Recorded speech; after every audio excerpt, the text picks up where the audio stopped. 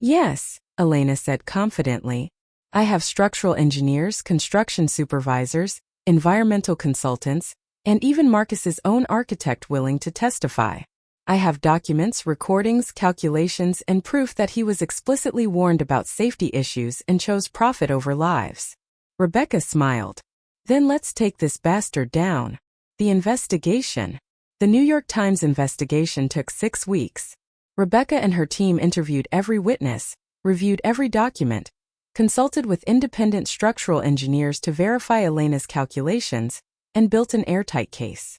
During this time, Elena and Daniel's relationship deepened. He had become her anchor, the steady presence that kept her grounded when the stress threatened to overwhelm her. They spent evenings on the lighthouse deck, talking about what they would do after this was over, dreaming about a future that seemed finally possible. When this is done, Daniel said one night, what do you want to do? Go back to architecture. Elena thought about that. I do want to design again, but differently. Not for profit or prestige but for purpose. Buildings that actually help people, that solve real problems. Affordable housing. Community centers. Structures that serve rather than just impress. That sounds like the Elena I fell in love with, Daniel said, kissing her gently. Meanwhile, Marcus remained oblivious to the storm gathering around him. He gave interviews about the upcoming Harmony project, accepted awards for sustainable design innovation, and made plans for 3 more buildings using Elena's stolen concepts. Sarah, living in constant fear of Marcus's threats, fed information to Elena's team while maintaining the appearance of loyalty. It was a dangerous game, but she was determined to see it through. I know I can't make up for what I did, Sarah told Elena during one of their carefully arranged meetings. Internal emails showing Marcus deliberately cutting safety features to increase profit margins, communications with contractors ordering them to use cheaper materials than specified, and evidence that he had paid off at least one building inspector to overlook code violations. But having evidence wasn't enough. Elena needed a platform, a way to make people listen before it was too late. We need media attention, James Chun said during one of their planning sessions. If we just go to the building department, Marcus will use his influence to bury it. We need public pressure. I know someone, Daniel said quietly. Everyone turned to look at him. Remember I said I had a business partner who betrayed me? He's terrified of bad publicity now because of his past scandals. He knows an investigative journalist at the New York Times who specializes in exposing corporate fraud. Let me make some calls. Elena felt hope stirring for the first time in months. You do that? Reach out to someone connected to your own betrayal. Daniel took her hand. You taught me something important. Sometimes moving forward means confronting the past, not running from it. If my connections can help bring Marcus down and save lives, then using them is worth facing those old wounds. The journalist, Rebecca Walsh, was interested immediately. She had been investigating Marcus Blackwood for years, suspecting he was involved in various construction frauds, but never finding enough evidence to prove it. Elena's case gave her everything she needed. This is Pulitzer-level material, Rebecca said when they met at her New York office. A story of betrayal, stolen designs, corporate fraud, and buildings that could kill people. But I need to verify everything. I need multiple sources, documentation, expert testimony. Can you provide that? That's not true, Elena said. We were always equal partners. I know that now, Sarah said miserably. But I wanted to believe him. It felt good to finally be the star instead of your supporting player. By the time I realized he was using me too, I was in too deep. Daniel leaned forward. What changed? Why are you coming forward now? Sarah pulled out her phone and showed them a series of threatening messages from Marcus. 2 weeks ago I tried to back out. I told Marcus we needed to fix the structural issues with Harmony Tower, that we needed to bring in proper engineers and do it right even if it cost more. He said no. When I pushed harder, he threatened me. The messages were chilling. Marcus had evidence of Sarah's role in stealing Elena's designs. He had photographs of her copying files, recordings of their conversations planning the betrayal. He threatened to destroy her career, possibly pursue criminal charges for industrial espionage, unless she stayed quiet and cooperative. He owns me now, Sarah said. Just like he tried to own you. But unlike you, I helped him do it. I deserve everything coming to me, but the people who will live in that building don't. Please let me help fix this. Elena looked at Daniel, who gave a small nod. This was her decision. I need everything, Elena said finally. Every email, every document, every conversation you remember. I need you to testify under oath about how the designs were stolen, how the safety features were compromised, and how Marcus threatened you when you tried to do the right thing. I'll give you everything, Sarah promised. I can't undo what I did to you, Elena. I know I destroyed our friendship beyond repair. But maybe I can keep from destroying innocent people's lives too. Building the coalition.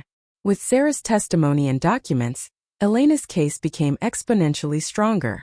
Sarah provided the final pieces of the puzzle. She also brought a recording device, determined to document everything. Sarah looked terrible. The polished, confident woman Elena remembered was gone, replaced by someone who looked like she hadn't slept in weeks. Dark circles shadowed her eyes, and her usually perfect hair was pulled back in a messy ponytail. Thank you for coming, Sarah said as they slid into the booth across from her. I'm here to listen, Elena said carefully. But I don't trust you. You destroyed my life. Give me one reason why I should believe anything you say now. Sarah's eyes filled with tears. Because I'm terrified. Because Marcus isn't who I thought he was. Because I helped create something monstrous, and I need to stop it before people die. Sarah's confession. Over the next 2 hours, Sarah told her story. It was worse than Elena had imagined. Marcus targeted you from the beginning, Sarah said, her voice shaking. I didn't know it at first. I thought our affair was genuine, that we had really fallen in love. But about 2 months ago, I found documents in his office. He had a whole plan: seduce you, gain access to your work, use me to steal the designs legally through our partnership agreement, then discard you and build his empire on your innovations. Elena felt sick. So even the proposal was fake? Everything was calculated, Sarah confirmed. He researched you for months before you met. He knew your father had just died, knew you were vulnerable, knew exactly how to make himself indispensable to you. And you? Elena asked, the anger finally breaking through. What's your excuse? I was your best friend. Sarah's tears spilled over. I was jealous. God help me, I was jealous of your talent, your awards, your recognition. Marcus played on that jealousy. He convinced me that I was the one being held back by our partnership, that I deserved to be the lead architect, that you were taking credit for my work. Daniel put his arm around her shoulders. Then rest. Let me carry this for a while. You don't have to be strong every moment of every day. Elena leaned into him, letting herself be held, letting someone else be strong for a while. In that moment, something shifted between them. What had been friendly support deepened into something more. I'm falling for you, Elena said, the admission surprising even herself. Good, Daniel replied simply. Because I've already fallen for you. They sat together as the sun set, the lighthouse beam beginning its nightly rotation above them, a steady pulse of light in the darkness. The unexpected ally. 2 months into building her case, Elena received a call that changed everything. Elena? It's Sarah. Elena nearly dropped her phone. She hadn't spoken to her former friend since that terrible night in the penthouse. Her first instinct was to hang up, but curiosity held her finger away from the button. What do you want? Elena asked, her voice cold. I need to talk to you. In person. Please. Sarah's voice sounded different. Smaller. Frightened. Why would I ever want to see you again? Because you're building a case against the Harmony Project, and I can help you. Because I made the biggest mistake of my life, and I need to try to fix it. Because that building is going to kill people, and I can't live with that on my conscience. Elena felt her heart racing. How do you know about my case? James Chong contacted me. He said you're gathering witnesses.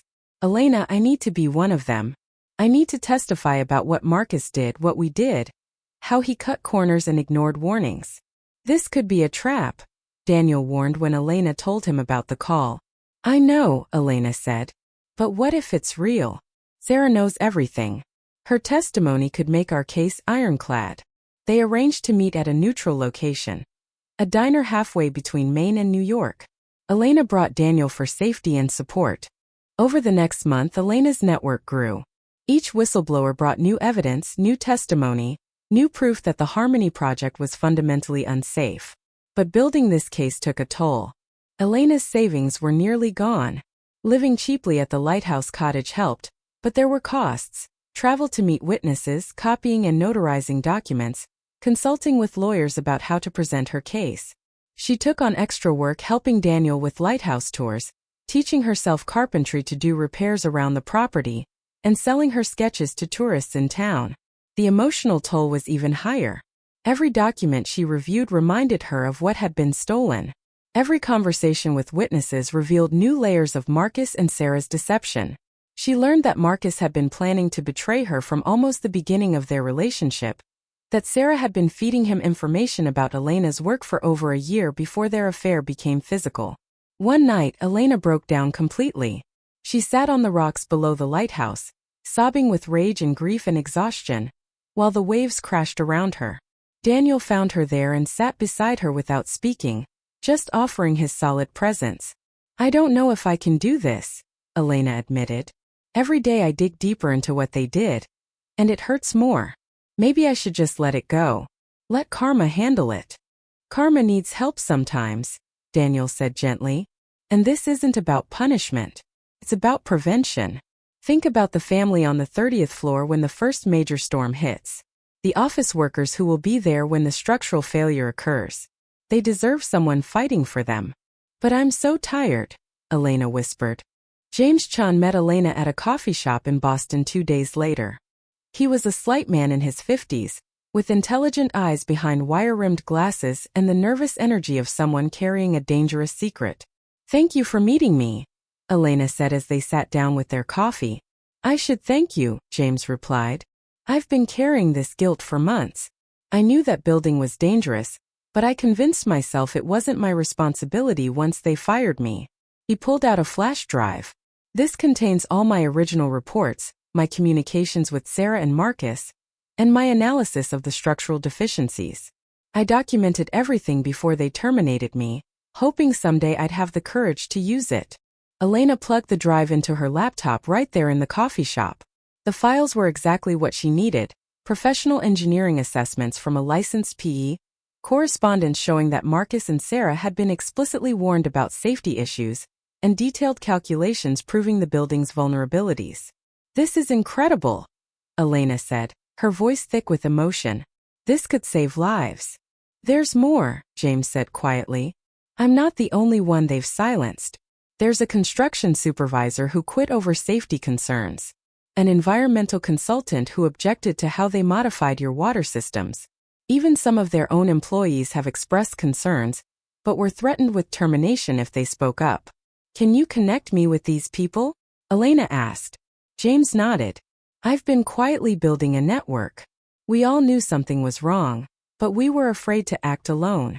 If you're willing to be the face of this fight, we'll stand behind you." The cost of truth. Building a case.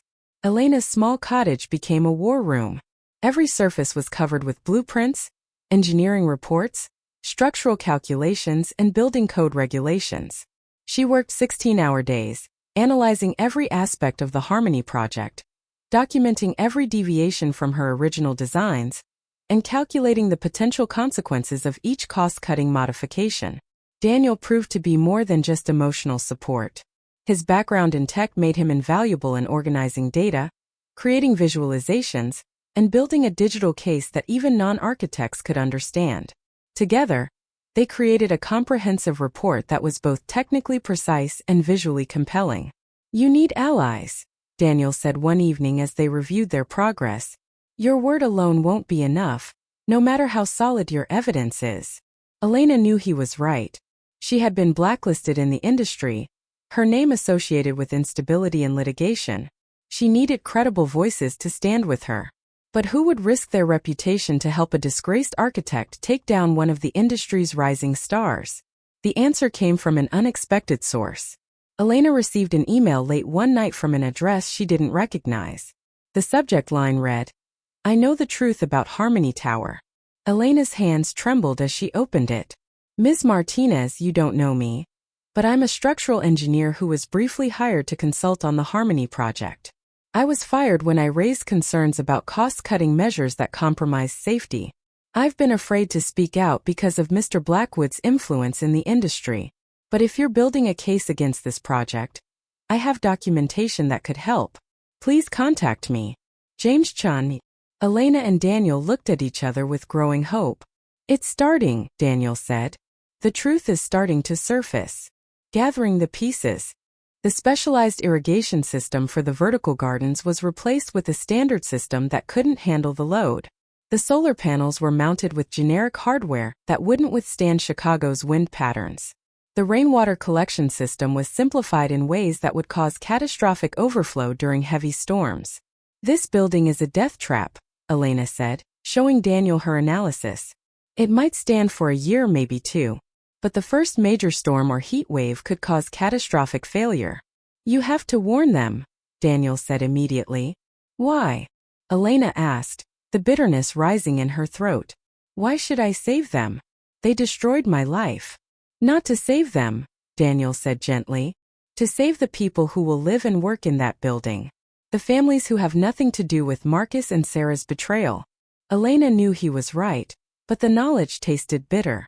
If I come forward now, they'll just say I'm a disgruntled ex trying to sabotage their project. My reputation is already ruined. Why would anyone believe me? Because you'll have proof, Daniel said. Engineering reports. Structural analysis. Mathematical projections. You're an architect, Elena.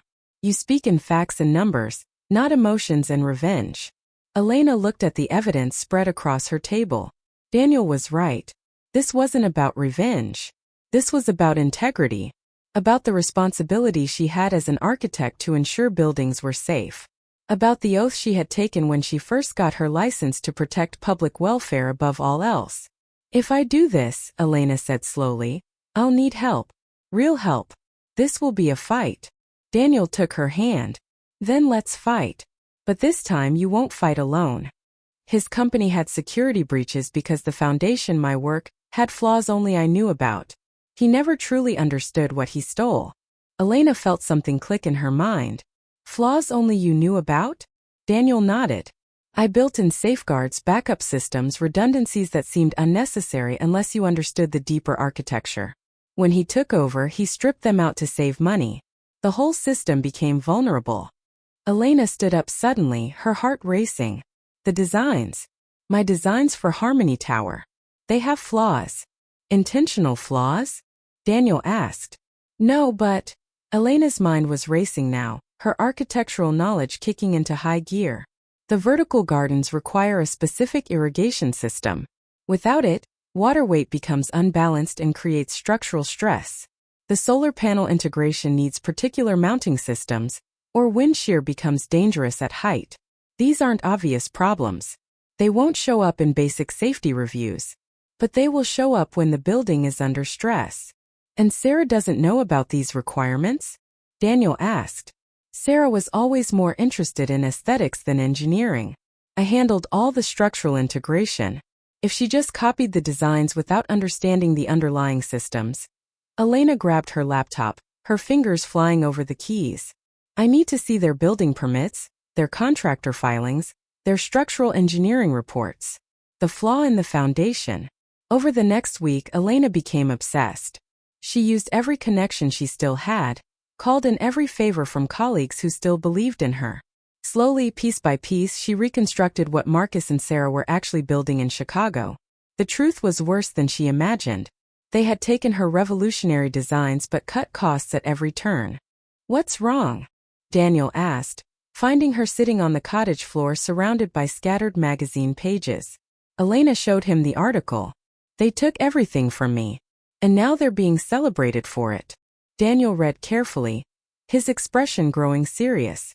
This is your work? Every single detail, Elena said bitterly. I spent 3 years developing these concepts.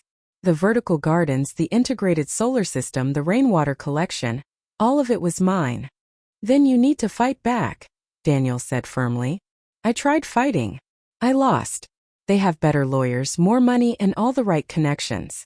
Daniel sat down beside her, his shoulder touching hers in silent support. Elena, I need to tell you something about my past. About why I understand what you're going through. Daniel's story. 10 years ago, I was a tech entrepreneur. Daniel began, his voice quiet but steady. I developed security software that revolutionized data protection. I had a business partner, someone I considered my best friend. We were going to change the world together. Elena listened, recognizing the familiar pain in his voice. He stole my code, filed patents in his name, and forced me out of my own company. By the time I finished fighting him in court, I had nothing left. No money, no reputation, no company. He's a billionaire now, and most people don't even know my name. I'm so sorry, Elena whispered. For a long time I was angry, Daniel continued. Consumed by it. I wanted revenge. I planned elaborate scenarios where I would expose him, destroy him the way he destroyed me. But that anger was eating me alive. So you gave up? Elena asked, hearing the defeat in her own question. No, Daniel said, turning to look at her directly. I let go of revenge, but I didn't give up. I came here healed and found a different kind of purpose. And eventually the truth came out anyway. Becoming a lighthouse keeper. But he never specified what. He learned that Elena was an architect, but he didn't push for details. Slowly, Elena began to heal. The physical work strengthened her body. The ocean air cleared her mind. And Daniel's quiet presence reminded her that not everyone in the world was cruel and selfish. One night, during a particularly fierce storm, Elena and Daniel were securing equipment when a powerful gust of wind knocked Elena off balance. Daniel caught her, his arms strong and steady, and for a moment they stood frozen, faces close together, the wind howling around them. I'm afraid, Elena whispered. Not sure if she meant afraid of falling or afraid of feeling something again. Me too, Daniel admitted. But maybe being afraid together is better than being afraid alone. The ghost of the past. Winter slowly gave way to spring, and Elena felt herself coming back to life like the flowers pushing through the thawing ground. She started sketching again. Not buildings but the lighthouse, the rocks, the way light reflected off the water. She helped Daniel repair the keeper's cottage, finding satisfaction in working with her hands to create something real and immediate. She was happy, or at least approaching something like happiness, when her past caught up with her. Elena was in town picking up supplies when she saw it.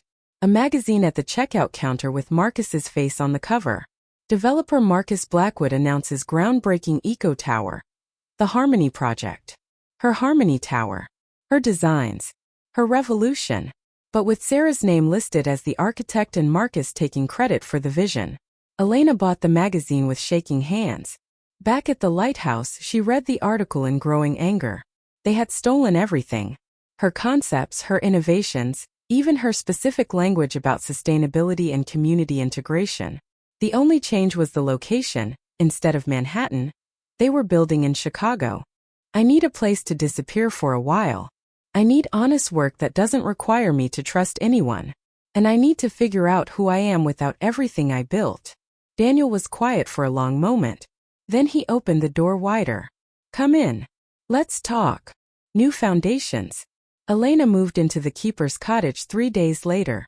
It was small and simple, with wooden floors that creaked, a stone fireplace that actually worked, and windows that looked out over the endless ocean. It was nothing like her Manhattan penthouse, but Elena found herself breathing easier than she had in months. Daniel was a patient teacher. He showed Elena how to maintain the lighthouse equipment, how to check the foghorn system, how to keep the tower clean and the light burning bright. The work was physical and demanding, completely different from the mental gymnastics of architectural design. Why are you really here? Daniel asked one evening as they sat on the rocks watching the sunset paint the sky in shades of orange and purple.